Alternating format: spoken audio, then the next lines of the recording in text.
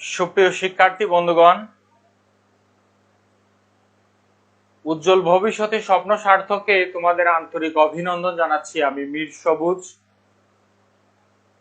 Senior lecturer, Bangla ভাষা ও সাহিত্য বিভাগ, বিসিএস কনফিডেন্স। আমি আজকে তোমাদের সামনে বাংলা ব্যাকরণের একটি আলোচ্য বিষয় বাংলা ভাষা সম্পর্কে খানিক আলোচনা করব। বাংলা ভাষার উৎপত্তি বলা হয় থাকে, বাংলা ভাষার উৎপত্তি হয়েছে ইন্দো ইউরোপীয় ভাষা বংশ থেকে। ইন্দো ইউরোপীয় ভাষার অন্যতম একটি শাখা হচ্ছে সংস্কৃত, কিন্তু বাংলা ভাষা সরাসরি সংস্কৃত থেকে আসেনি। সংস্কৃত ভাষাটি তখনকার সময় ছিল উচ্চ শ্রেণীর লোকের ভাষা। তখনকার সময় লোকেরা, প্রাচীন ভারতবর্ষের লোকেরা সংস্কৃত ভাষাকে নিজেদের প্রয়োজনে নিজেদের মতো করে ব্যবহার করত, নিজেদের মতো করে উচ্চারণ করত। এজন্য এই ভাষাটাকে বলা হতো অপভ্রংশ ভাষা। বাংলা ভাষা মূলত অপভ্রংশ ভাষা থেকে এসেছে। এই অপভ্রংশ ভাষাটা খানিক বিকৃত। প্রাচীন ভারতবর্ষে দুটো অঞ্চল ছিল, একটি ছিল গৌড় অঞ্চল, আরেকটি ছিল মগধ অঞ্চল। গৌড় অঞ্চলের লোকেরা যে ভাষায় কথা বলতো তাকে বলা হয় গৌড়ীয় প্রাকৃত ভাষা, আর মগধ অঞ্চলের লোকেরা যে ভাষায় কথা বলতো তাকে বলা হয় মাগধী প্রাকৃত ভাষা। এপার বাংলার ডক্টর মোহাম্মদ শহীদুল্লাহর মতে বাংলা ভাষার উৎপত্তি হয়েছে গৌড়ীয় প্রাকৃত থেকে, আর অপার বাংলার ডক্টর সুনীতি কুমার চট্টোপাধ্যায়ের মতে বাংলা ভাষার উৎপত্তি হয়েছে মাগধী প্রাকৃত থেকে। এভাবে এই প্রাকৃত ভাষা থেকে দিন দিন মানুষের ব্যবহারের মধ্য দিয়ে বাংলা ভাষা সহজ হয়ে গেছে, সৃষ্টি হয়েছে নতুন নতুন শব্দ। এখান থেকে অনেকগুলো তথ্য আমাদের বিভিন্ন চাকরির পরীক্ষায় আসতে পারে। প্রথম প্রশ্ন আসতে পারে, বাংলা ভাষার উৎপত্তি কোথা থেকে হয়েছে? ইন্দো ইউরোপীয় ভাষা বংশ থেকে। ইন্দো ইউরোপীয় ভাষার অন্যতম একটি শাখা সংস্কৃত। আসতে পারে ডক্টর মোহাম্মদ শহীদুল্লাহর মতে বাংলা ভাষার উৎপত্তি কোথা থেকে? গৌড়ীয় প্রাকৃত থেকে। আসতে পারে পরীক্ষায় ডক্টর সুনীতি কুমার চট্টোপাধ্যায়ের মতে বাংলা ভাষার উৎপত্তি হয়েছে কি থেকে? মাগধী প্রাকৃত থেকে। এই তথ্যগুলো প্রায়শই বিভিন্ন পরীক্ষায় আমি আসতে দেখেছি। তো পৃথিবীর সকল ভাষার মতোই বাংলা ভাষারও 4টি মৌলিক অংশ রয়েছে। এখানে আরেকটি তথ্য মাথায় রাখুন, বাংলা ভাষার কতটি মৌলিক অংশ রয়েছে? 4টি। 1 নম্বরে হচ্ছে ধ্বনি, 2 নম্বরে হচ্ছে, এখানে আমি লিখে রেখেছি, শব্দ, 3 নম্বরে হচ্ছে বাক্য, 4 নম্বরে হচ্ছে অর্থ। পৃথিবীর অন্যান্য ভাষার মতো বাংলা ভাষারও 4টি মৌলিক অংশ রয়েছে: ধ্বনি, শব্দ, বাক্য, অর্থ। ধ্বনি কাকে বলে স্যার? বাকযন্ত্রের সাহায্যে উচ্চারিত অর্থবহ আওয়াজকে ধ্বনি বলে। আর এই ধ্বনির সাহায্যে মনের ভাব প্রকাশ করার মাধ্যমকে ভাষা বলে। ডক্টর মোহাম্মদ শহীদুল্লাহর মতে মনুষ্য জাতি যে ধ্বনি সমষ্টি দ্বারা মনের ভাব প্রকাশ করে তাকে ভাষা বলে। বর্তমানে পৃথিবীতে ৩৫০০০-এরও বেশি ভাষা প্রচলিত আছে, এর মধ্যে বাংলা একটি ভাষা। প্রায় ৩০ কোটি লোকের মুখের ভাষা বাংলা। মাতৃভাষার দিক থেকে বাংলা ভাষার অবস্থানটি হচ্ছে ৪র্থ। তো বলছিলাম, পৃথিবীর অন্যান্য ভাষার মতো বাংলা ভাষারও 4টি মৌলিক অংশ রয়েছে। তাহলে পরীক্ষায় যদি আপনাকে প্রশ্ন করা হয় বাংলা ভাষার মৌলিক অংশ কতটি, আপনি বলবেন 4টি। কি কি? ধ্বনি, শব্দ, বাক্য, অর্থ। এখানে একটু লক্ষ্য করুন, ধ্বনি কাকে বলে? বাকযন্ত্রের সাহায্যে উচ্চারিত অর্থবহ আওয়াজকে ধ্বনি বলে। বাকযন্ত্রের সাহায্যে উচ্চারিত অর্থবহ আওয়াজকে ধ্বনি বলে। ধ্বনি থেকে সৃষ্টি হবে ধ্বনি তত্ত্ব। ধ্বনির সম্পর্কে বাংলা ব্যাকরণের যে অংশে ধ্বনি সম্পর্কে আলোচনা করা হয় ওই অংশটাকে বলে ধ্বনি তত্ত্ব।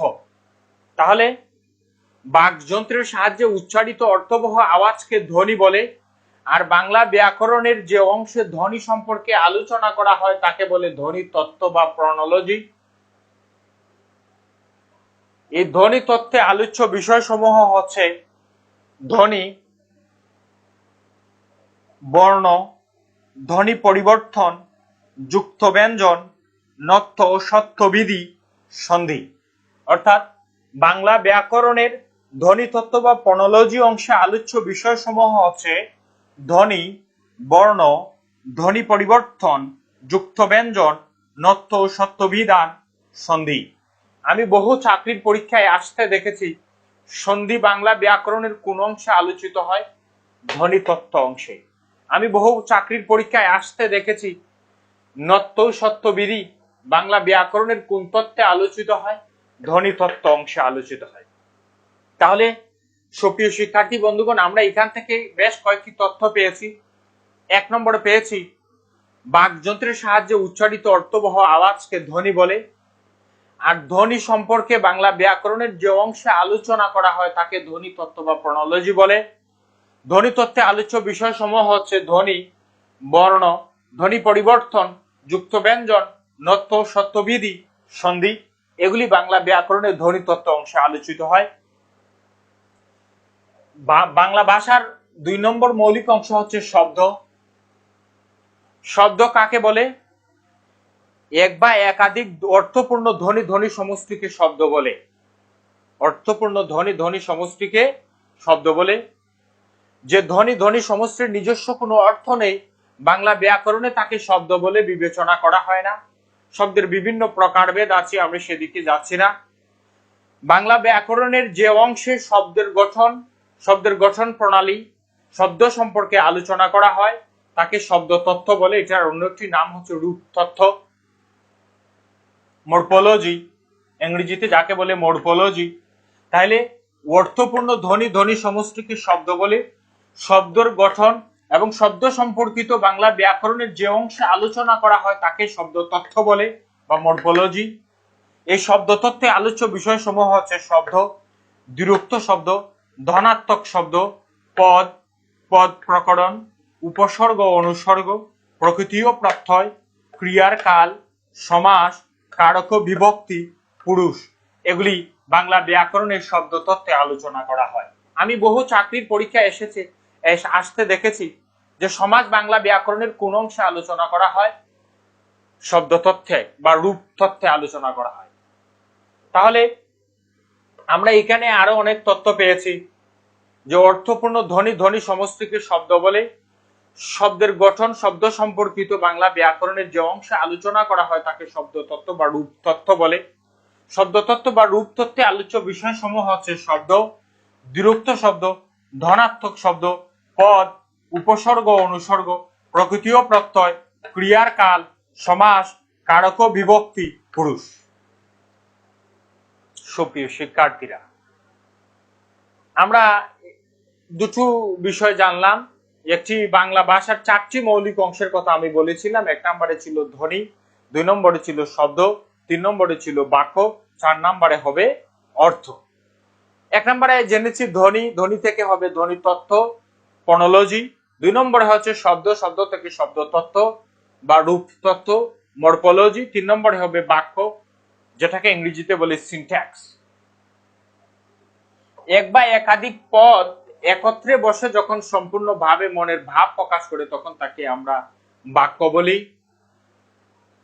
বাক্যের গঠন বাক্য সম্পর্কে বাংলা ব্যাকরণের যে অংশে আলোচনা করা হয় তাকে বলে বাক্য তত্ত্ব বা সিনট্যাক্স। এই বাক্য তত্ত্বে আলোচ্য বিষয়সমূহ হচ্ছে বাক্য, বাগধারা, প্রবাদ প্রবচন, বাচ্য, উক্তি, যতি বা স্যাদ চিহ্ন। এগুলি বাংলা ব্যাকরণের বাক্য তত্ত্বে বা সিনট্যাক্স বা বাক্য তত্ত্বে আলোচনা করা হয়। পরীক্ষায় আসতে পারে বাগধারা বাংলা ব্যাকরণের কোন অংশে আলোচনা করা হয়? বাক্য তত্ত্বে। পরীক্ষায় আসতে পারে যে প্রবাদ প্রবচন বাংলা ব্যাকরণের কোন অংশে আলোচনা করা হয়? বাক্য তত্ত্বে। তাহলে 3টি জিনিস আমরা জানলাম, 3টি বিষয়। একটি ভাষার 4টি মৌলিক অংশের কথা বলেছিলাম, ধ্বনি, শব্দ, বাক্য। এবার 4 নম্বরে হচ্ছে অর্থ। অর্থ কাকে বলে স্যার? বক্তার অভিপ্রেতকেই অর্থ বলে। অর্থাৎ বক্তা তার মনের যে ভাব ভঙ্গিটা, সেটি ইশারায় হোক, কথা বলে হোক, যেভাবে উনি বুঝাবার চেষ্টা করছেন, অপর প্রান্ত থেকে তিনি যদি সেটি বুঝতে পারেন তবেই হবে সেটি অর্থ। অর্থ সম্পর্কিত বাংলা ব্যাকরণের যে অংশ অর্থ সম্পর্কিত আলোচনা করা হয় তাকে অর্থ তত্ত্ব বলে, যেটাকে ইংরেজিতে বলে সিমান্টিক্স। এই সিমান্টিক্স বা অর্থতত্ত্বে আলোচ্য বিষয়সমূহ হচ্ছে সমার্থক শব্দ, বিপরীত শব্দ, পারিভাষিক শব্দ, বাক্যের অর্থ বিচার। তাহলে আমরা আজকে বাংলা ভাষার 4টি মৌলিক অংশ সম্পর্কে জানলাম। একটি হচ্ছে ধ্বনি, 2 নম্বরে হচ্ছে শব্দ, 3 নম্বরে হচ্ছে বাক্য, 4 নম্বরে হচ্ছে অর্থ। Phonology, morphology, syntax, semantics. এই ফনোলজি, মরফোলজি, সিনট্যাক্স, সিমান্টিক্স এই 4টি বিষয়কে বাংলা ব্যাকরণে পরিভাষায় বলে লেক্সিকোগ্রাফি। বাংলা ব্যাকরণের আলোচ্য বিষয় তত্ত্ব বা অভিধান তত্ত্বকে বলে লেক্সিকোগ্রাফি। তো অসংখ্য ধন্যবাদ। আমরা আগামী ক্লাসে অন্য একটি বিষয় নিয়ে আলোচনা করব। সবার জন্য শুভকামনা রইল।